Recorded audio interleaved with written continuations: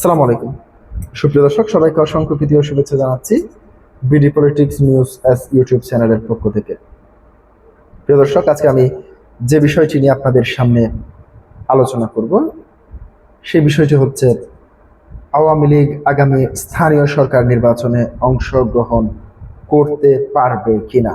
যদিও এটি একটি নির্দলীয় প্রতীকের মাধ্যমে, অর্থাৎ আগে যে সিস্টেমে নির্বাচন হতো দলীয় প্রতীক ছাড়া, সেই সিস্টেমেই এই স্থানীয় সরকার নির্বাচন অনুষ্ঠিত হওয়ার কথা রয়েছে। এবার সেই বিষয়টি নিয়ে প্রশ্ন করেছেন সংসদের ব্যারিস্টার রুবিন ফারহানা।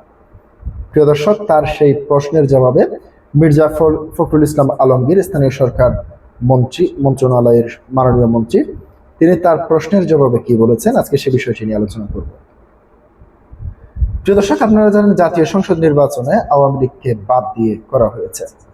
যখন স্থানীয় সরকার নির্বাচন সামনে এসেছে, এই স্থানীয় সরকার নির্বাচনে কি আওয়ামী লীগকে বাদ দিয়ে করা হবে, সে প্রশ্নটি যখন জোরালো হয়ে উঠেছে, অনেকের মাঝে জল্পনা কল্পনা থেকে গিয়েছে যে আগামী স্থানীয় সরকার নির্বাচনে আওয়ামী লীগ সমর্থিত প্রার্থী কিংবা আওয়ামী লীগের নেতাকর্মী অংশগ্রহণ করতে পারবেন কিনা।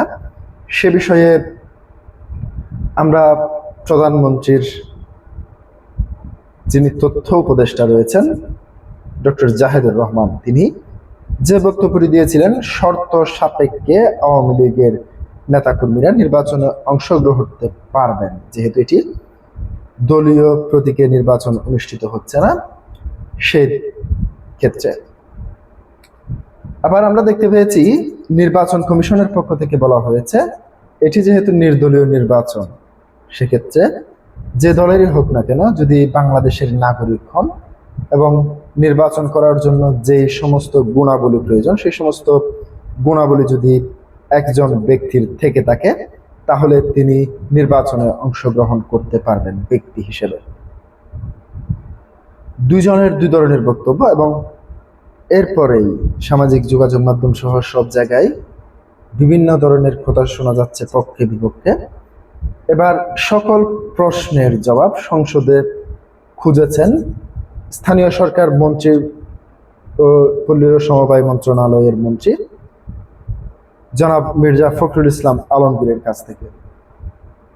কি বলেছেন বা ব্যারিস্টার রুবিন ফারহানা, এবং কবে হচ্ছে আগামী স্থানীয় সরকার নির্বাচন, সেই বিষয়টি নিয়ে আপনাদের সামনে আলোচনা করব।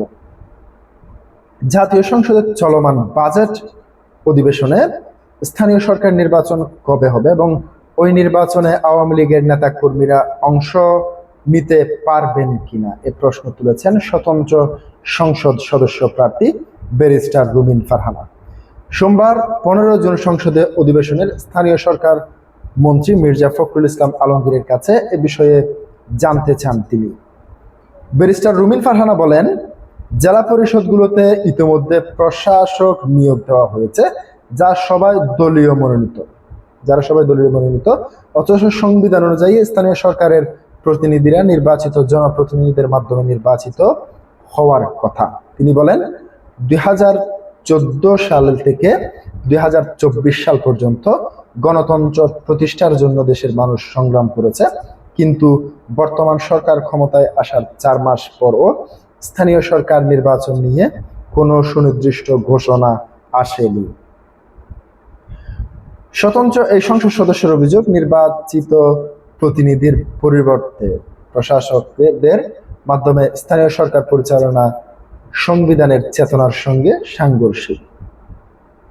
স্থানীয় সরকার নির্বাচন নিয়ে রাজনৈতিক অনিশ্চয়তার কথা তুলে ধরে রুবিন ফারহানা বলেন, কেউ বলছে নিষিদ্ধ ঘোষিত আওয়ামী লীগ নির্বাচনে অংশ নিতে পারবে, কেউ বলছে পারবে না, এবার কেউ বলছে দলীয় প্রতীক না থাকলে আওয়ামী লীগের ক্লিন ইমেজের প্রার্থীরা অংশ নিতে পারবে। এ বিষয়ে সরকারের অবস্থান স্পষ্ট করা প্রয়োজন। তিনি স্থানীয় সরকার মন্ত্রীর কাছে জানতে চান নির্বাচন কবে অনুষ্ঠিত হবে এবং অংশগ্রহণের ঘোষণা, যোগ্যতা নির্ধারণের সরকারের নীতিগত অবস্থান কি।